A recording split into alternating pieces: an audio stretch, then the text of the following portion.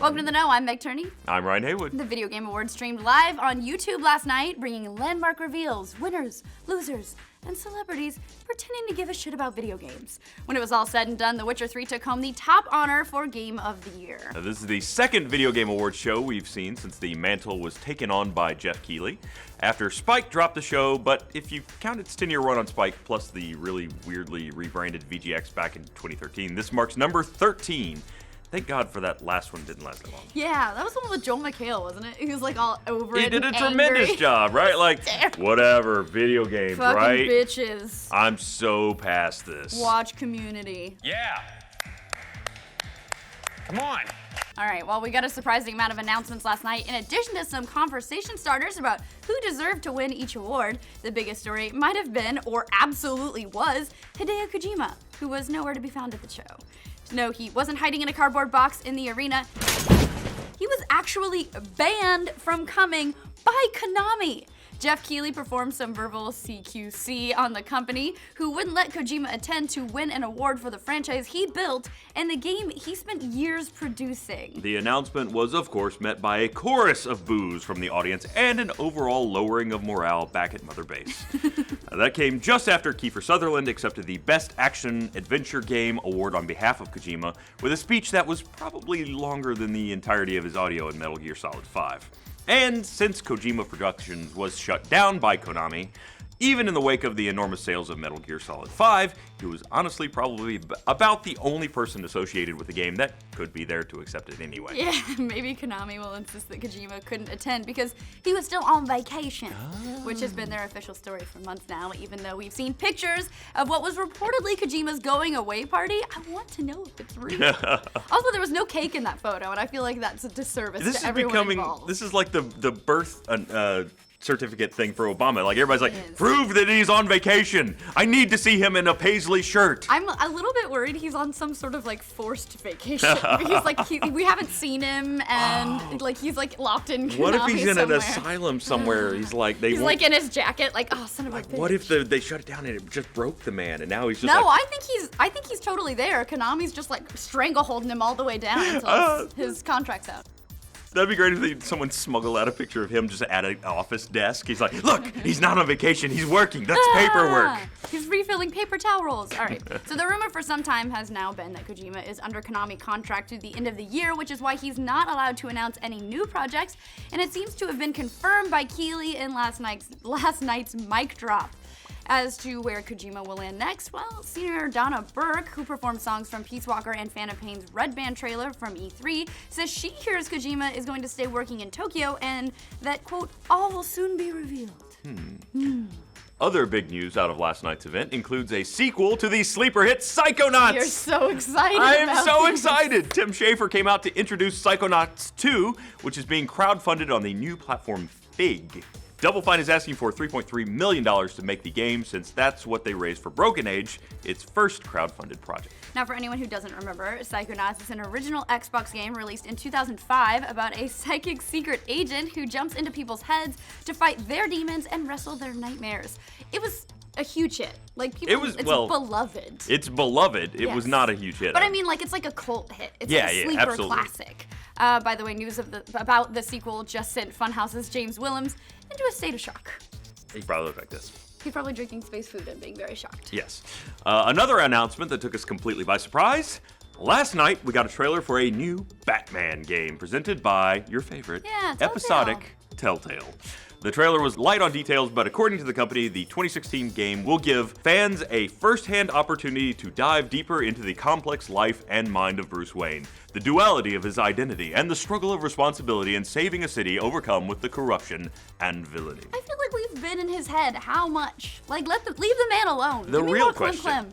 More Clem? Clem. The real question is, Kevin Conroy? Is he going to be there? It's a thinker. It's a head scratcher. By the way, Alfred, remember that. We need a lot of those. Poison Ivy will remember that. Oh, thank you for that pity laugh. You're very kind. No, it just took me a second to get it. I was like, oh, right, Telltale's always like, that. I remember that. Okay, yeah, Alfred, ooh, he's going to be real stodgy. You didn't pick up your underwear. Alfred will remember Mr. that. Wayne. Well, it shouldn't be a surprise that Telltale somehow snagged another enormous franchise, adding Batman to Game of Thrones, Minecraft, Walking Dead, and more. The studio also has a Marvel game coming in 2017. If they can get deals to produce content for some of the biggest competing franchises in the world, it really does seem like nothing is off limits. In other brand marriages, Rocket League announced an Xbox One version of their game, complete with Halo and Gears of War themed cars, because why wouldn't you do that? Yeah.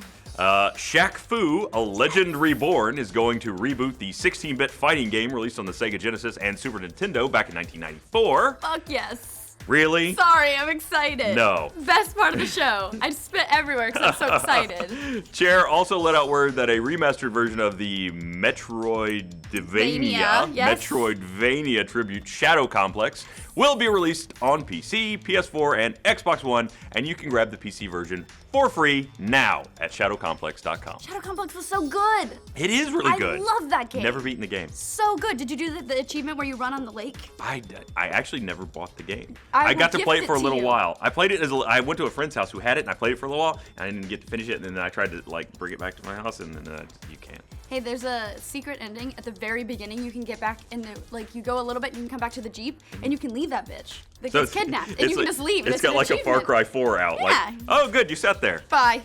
All right, well, if that wasn't enough for all you trailer junkies, we've got trailers for Halo 5 DLC, freaky looking Baba Yaga DLC for Rise of the Tomb Raider, which includes hours of new gameplay, plus the Combat Pack 2 trailer for Mortal Kombat X, featuring a wrist blade wielding xenomorph from the movie Aliens. Oh wait, that kind of wrist blades. He gets them all over.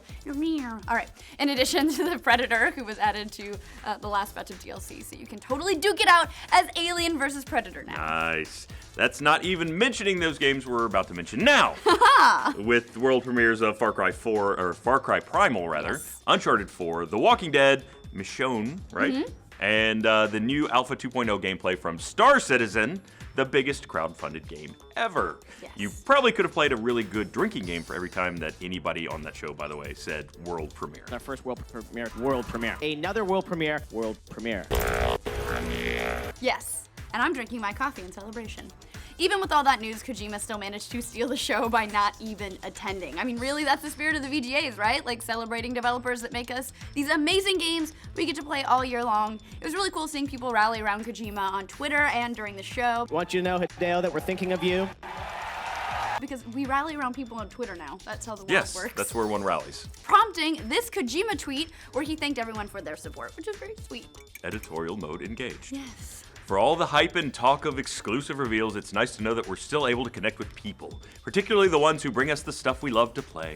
With the industry getting bigger than ever and more news dripping out through PR rather than developer interactions, we welcome any chance to see that there are, in fact, real faces beyond the models, animation, and gameplay, instead of just suits and dollar signs. Yes, and also congratulations, Game Over Greggy. Killed it for Aw. Trending Gamer. Very excited for him. By the way, this was especially evident, what you were saying, in the arguably the most touching part of the night when Reggie Fils-Aimé. I always say Fils-Aimé and I get it wrong, and everyone yells at me. It's Reggie Fils-Aimé. I'm sorry. Right. He took to the stage to remember his colleague Satoru Iwata, who's this mentor and his friend as well. It's a reminder that even though the format of the VGAs isn't really perfect, it does give a well-deserved highlight to the individuals that influence our favorite hobby. So props to Jeff Keighley for bringing what Konami did to light. Very ballsy of him, by the way. Yes, you can absolutely. imagine Konami's gonna give him the finger from now on. And of course, for taking the time to remember Satoru Iwata. So, what did you guys think of the VGA announcements and the trailers we saw last night? What are you most excited about? Do you stand with Kojima? Of course you do. Is that even a question? For the latest news on Kojima and Konami, be sure to like this video and subscribe to the now. Can you turn your shitty phone off? Look, what's not a shitty phone? I'm muting it. Stop it. Your twits popped up on me this morning. Ha ha ha ha. Welcome to your life.